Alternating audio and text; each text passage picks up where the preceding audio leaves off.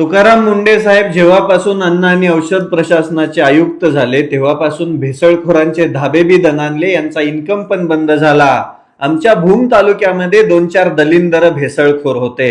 यांचे पुरावे माझ्यापर्यंत आल्यानंतर धक्कादायक गोष्टी येतं, अगदी मन सुन्न करणाऱ्या गोष्टी येतं. शेतकऱ्यांच्या दुधाचा भाव खाणारे हे भिकारचोट मंडळी काय करायची माहितीये? दुधामध्ये भेसळ. या मलेशियामध्ये स्लॉटर मधून निघणारी चरबी वाळवली जाते आणि तिची पावडर केली जाते, कारण की मलेशियन सरकारने या स्लॉटरला परवानगीची या तत्वावरती दिली की निघणारी चरबीची योग्य विल्हेवाट लावा.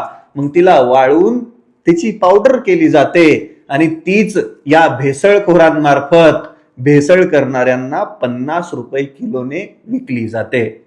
तीच पावडर दुधामध्ये मिक्स करून दुधाची फॅट वाढवली जाते. हे कित्येक वर्षापासून चालू होतं. तुकाराम मुंडे साहेब आल्यापासून हे बंद झालं, पण मागचे पुरावे पण माझ्यापर्यंत आलेत.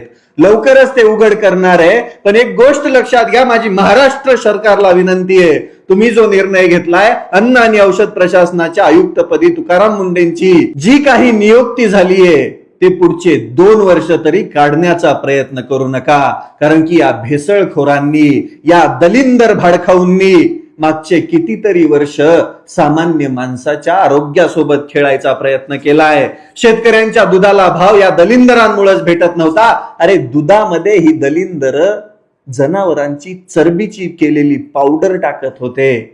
माझी प्रशासनाला विनंती आहे, याचे धागेदोरे सापडा. मलेशियामधून ही पावडर कोणामार्फत येत होती, आमच्या भूम तालुक्यापर्यंत कशी पोहोचत होती आणि तिथून भेसळ कशी होत होती, हे लवकरात लवकर तपासा.